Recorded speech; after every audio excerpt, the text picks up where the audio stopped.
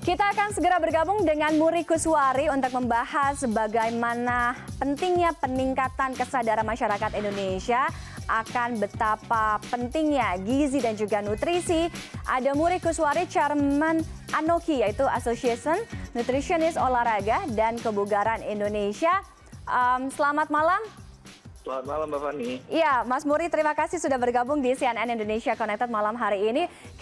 Saya harus mengucapkan selamat Hari Gizi Nasional terlebih dahulu. Terima kasih Mbak Fani. Iya, permasalahan gizi masih menjadi PR besar, pekerjaan rumah besar tidak hanya bagi masyarakat Indonesia saja, namun juga khususnya pemerintah. Anda melihat kalau kita berbicara masalah gizi, nutrisi, ada skupnya ada banyak begitu, mulai dari malnutrisi, kemudian yang paling sering kita jumpai adalah kasus-kasus gizi buruk masih melanda daerah-daerah begitu di Indonesia. Seberapa genting sih, seberapa bahaya sih permasalahan gizi saat ini?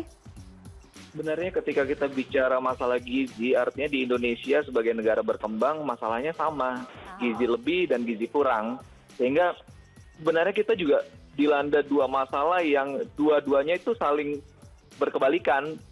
Gizi rendah, yang stunting, yang gizi buruk juga banyak, yang obesitas juga banyak, apalagi di daerah perkotaan. Sehingga PR besar bagi pemerintah di mana setiap tahun kita punya program dan penurunannya nyaris sedikit dan target kita masih panjang untuk mengatasi masalah gizi buruk ini.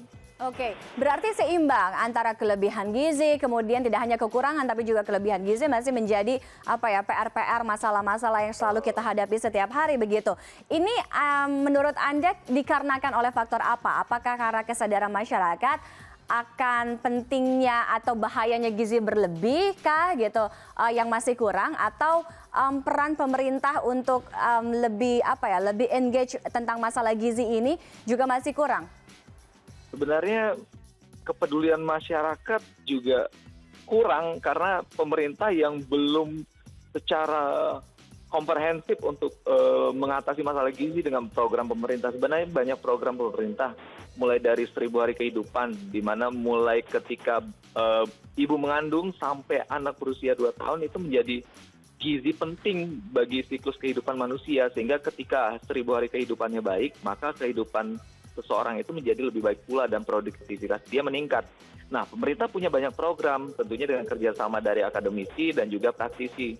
Contoh kayak tahun ini sebagai Hari Gizi Nasional mengangkat tema adalah peningkatan konsumsi buah dan sayur Nusantara. Nah, ini membuat bagaimana supaya masyarakat banyak mengkonsumsi sayur, karena kita cuma sepertiga konsumsi sayur dari kebutuhan, dari kecukupannya. Nah, itu membuat resiko untuk penyakit tidak menular itu meningkat gitu. Oke, tantangan percepatan gizi di Indonesia sekarang ini di Hari Gizi Nasional ini akan seperti apa, Mas Muri? Nah, sebenarnya kita punya kawasan yang luas seluruh Indonesia, artinya penyampaian edukasi ke masyarakat itu menjadi penting agar mereka lebih aware terhadap gizi yang baik. Karena gizi yang baik itu bukan berarti makanan yang mahal.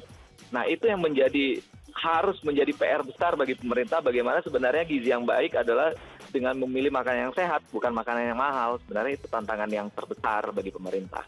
Oke, terakhir Mas Muri, singkat saja, pola gizi berimbang itu seperti apa sih? Kalau dulu kan kita kenal ada 4S, 5S, 4 sehat, 5 sempurna. Kalau sekarang kan pola gizi berimbang. Apa bedanya? Atau apa sih yang masuk dalam kriteria pola gizi berimbang ini? Ketika kita bicara 4 sehat 5 sempurna adalah sempurna dengan susu. Padahal seseorang yang kurang konsumsi protein, ada yang kurang konsumsi karbohidrat, menjadi sempurna dengan susu. Nah, ini yang menjadi berbeda. Kemudian sekarang prinsip gizi seimbang adalah makannya beraneka ragam. Artinya banyak jenis karbohidrat yang masing-masing memiliki zat gizi yang baik bagi tubuh kita. Banyak jenis protein, harus konsumsi protein tinggi. Rutin melakukan aktivitas fisik, rutin menjaga kesehatan, mencuci tangan, dan juga menjaga berat badan ideal. Dengan berat badan ideal, maka resiko untuk terserang penyakit degeneratif itu menjadi kurang. Oke, baik. Terima kasih Mas Muri Kuswari atas waktunya bergabung di CNN Indonesia Connected malam hari ini.